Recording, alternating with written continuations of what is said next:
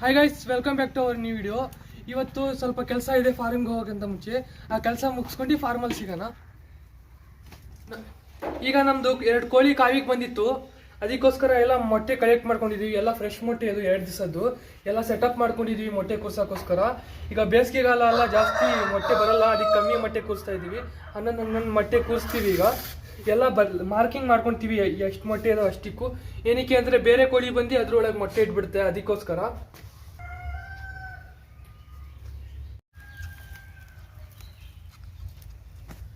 ಎಲ್ಲ ಮಾರ್ಕ್ ಮಾಡಿ ಆಯಿತು. ಈಗ ಎಲ್ಲ ಜೋಡಿಸ್ಬಿಡೋಣ ಮೊಟ್ಟೆ.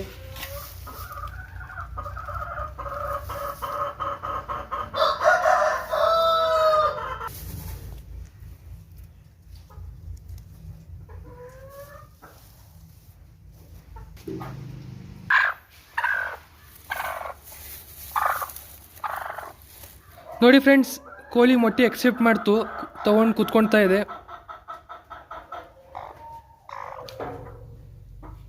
ಈ ಕೋಳಿನೂ ಕೂರಿಸಿದೀವಿ, ನೋಡೋಣ ಕೂರ್ತಾ ಇಲ್ಲ, ಮೇಲೆ ಮುಚ್ಚಬೇಕೀಗ.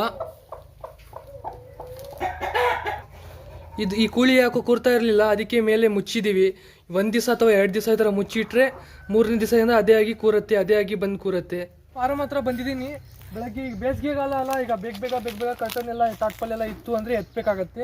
ಏನಕ್ಕೆ ಅಂದರೆ ಸೆಕೆ ಜಾಸ್ತಿ ಇರುತ್ತೆ ಬೇಸಿಗೆಗಾಲದಲ್ಲಿ, ಅದಕ್ಕೆ ಬೆಳಗ್ಗೆನೇ ಬಂದಿದ್ದೀನಿ.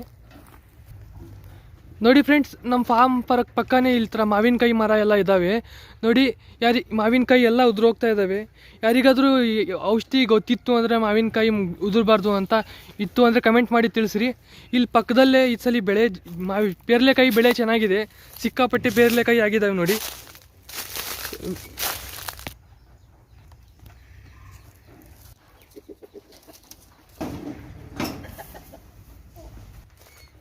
ಈ ಮರದಲ್ಲಿ ನೋಡಿ ಇನ್ನೂ ಹಣ್ಣಾಗಿಲ್ಲ, ಏನು ಕಾಯಿ ಇದೆ.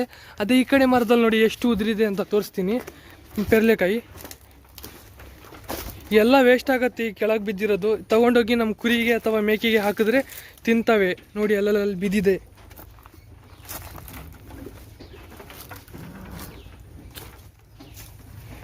ಮರ ಅಲ್ಲಾಡಿಸಿ ನೋಡೋಣ ಎಷ್ಟು ಬೀಳ್ತವೆ ಅಂತ.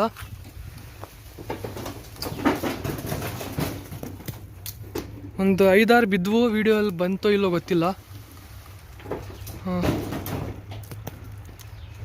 ಇನ್ನೂ ಸ್ವಲ್ಪ ಶೇಕ್ ಮಾಡು, ಜೋರಾಗಿ ಶೇಕ್ ಮಾಡು ಸ್ವಲ್ಪ.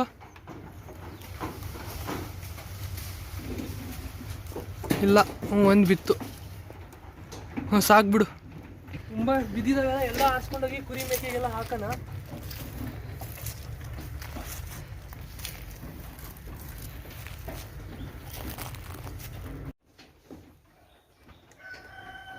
ಇಷ್ಟೆಲ್ಲ ಪೇರ್ಲೆಕಾಯಿ ಸಿಕ್ತು, ಎಲ್ಲ ತೊಗೊಂಬಂದಿದ್ದೀವಿ ನಾವು.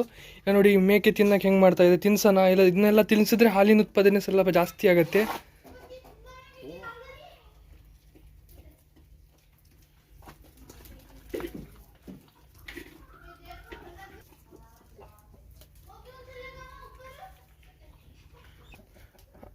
ಅಷ್ಟಿಗೂ ತಿನ್ಸಾದ್ಮೇಲೆ ಸಿಗೋಣ.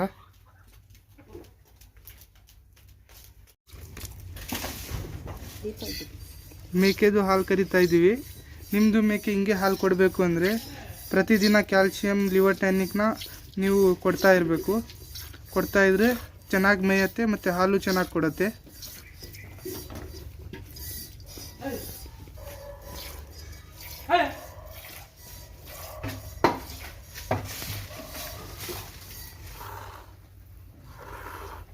ಏನು ಕಾಲ್ಗಿದ್ಲು ಒದಿಯಲ್ಲ, ಹಾಲು ಕರಿಯುವಾಗ ಚೆನ್ನಾಗಿ ಕೊಡುತ್ತೆ.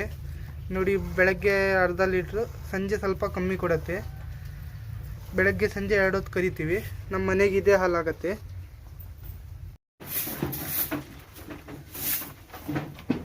ಫಾರ್ಮಿಗೆ ಬಂದಿದ್ವಿ ನಾವು ಇವತ್ತು, ಕೆಲಸ ಮಾಡ್ತಾ ಇದ್ವಿ, ಎಲ್ಲ ಕ್ಲೀನಿಂಗ್ ಎಲ್ಲ ಮಾಡ್ಕೊಳೋದಿದೆ.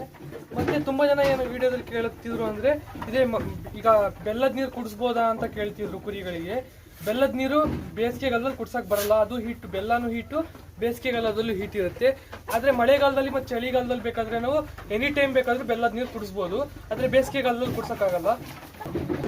ನಾನು ಹೇಳೋದು ಬೇಸಿಗೆಗಾಲದಲ್ಲಿ ಬೆಲ್ಲದ ನೀರೆಲ್ಲ ಕುಡ್ಸೋಕೆ ಹೋಗ್ಬೇಡ್ರಿ. ಚಳಿಗಾಲ ಮಳೆಗಾಲದಲ್ಲಿ ಆರಾಮಾಗಿ ಕುಡಿಸ್ಬೋದು, ಏನು ಪ್ರಾಬ್ಲಮ್ ಆಗಲ್ಲ.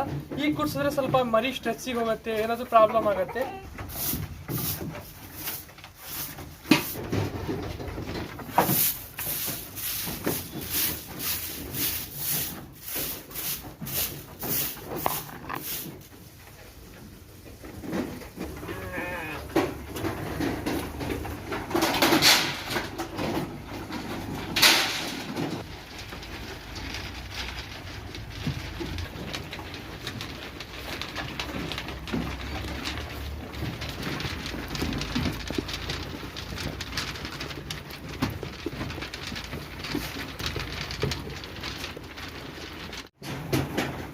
ಫ್ರೆಂಡ್ಸ್ ಎಲ್ಲ ಕೆಲಸ ಮುಗ್ದಿದೆ, ಎಲ್ಲ ಕೆಲಸ ಮುಗಿಸಿ ಹೋಗ್ತಾ ಇದ್ವಿ. ಇದು ಯಾಕೋ ಸುಸ್ತು ಕಾಣ್ತು ಮರಿ.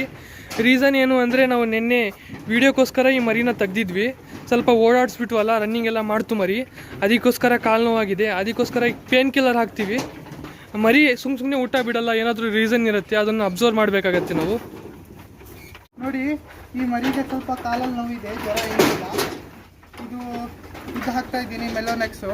ಏನಕ್ಕೆ ಅಂದರೆ ಸ್ವಲ್ಪ ಕಾಲಲ್ಲಿ ಏನೇನು ಜ್ವರ ಗಿರ ಇದ್ದರೆ ಸ್ವಲ್ಪ ಕಮ್ಮಿ ಆಗುತ್ತೆ ಅಂತ. ನೋಡಿ, ಹೊಸ ನೀಡಲ್ ತೊಗೊಳ್ಬೇಕು ಯಾವತ್ತು.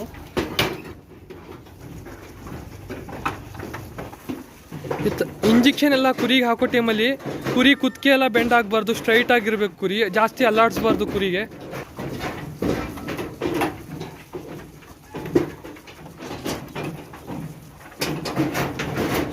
ಹಾಕಾಯ್ತು ಇದಕ್ಕೆ ಇಂಜೆಕ್ಷನ್. ಈಗ ನೋಡಿ, ಇವಾಗ ನಾನು ಇದಕ್ಕೆ ಮೆಲೋನೆಕ್ಸ್ ಹಾಕಿದ್ದೀನಿ. ತುಂಬ ಜನ ಏನಂದರೆ ಹಳೆ ಸೂಜಿಗೆ ಬಿಸಿನೀರು ಹಾಕಿ ಯೂಸ್ ಮಾಡ್ತಾರೆ, ಹೊಸ ನೀಡಲ್ನ ಯೂಸ್ ಮಾಡಬೇಕು. ನೋಡಿ, ಇವಾಗ ನಾನು ಇದು ಹಾಕಿದ್ದೀನಿ. ಈಗ ಇದು OTC ಹಾಕಬೇಕಂದ್ರೆ ಬಿಸಿನೀರಲ್ಲಿ ತೊಳೆದು ಹಾಕಬೇಕು. ಡೈರೆಕ್ಟ್ ನಾನು OTC ಒಳಗೆ ಹಾಕಂಗಿಲ್ಲ. ಏನಕ್ಕೆ ಅಂದರೆ ರಿಯಾಕ್ಷನ್ ಆಗುತ್ತೆ, ಇದ್ರೊಳಗೆ ಇರುತ್ತೆ ಅದು ಮೆಡಿಷನು, ಅದು ಯೂಸ್ ಮಾಡಿಬಿಟ್ರೆ ರಿಯಾಕ್ಷನ್ ಆಗುತ್ತೆ. ಅದಕ್ಕೋಸ್ಕರ ಬಿಸಿನೀರಲ್ಲಿ ತೊಳೆಯೋದು. ಮೇಕೆಗೆಲ್ಲ ಮೇವು ತಂದಿದ್ದೀವಿ, ಎಲ್ಲ ಕಟ್ತಾ ಇದ್ದೀವಿ. ನೋಡಿ, ಇಲ್ಲೇ ಈಗ ನಮ್ಮ ವ್ಲಾಗ್ನ ಮುಗಿಸ್ತಾ ಇದ್ದೀನಿ. ಇಲ್ಲಿ ತನಕ ನಮ್ಮ ವೀಡಿಯೋ ನೋಡಿದ್ದಕ್ಕೆ ಧನ್ಯವಾದಗಳು. Thanks for watching, keep supporting.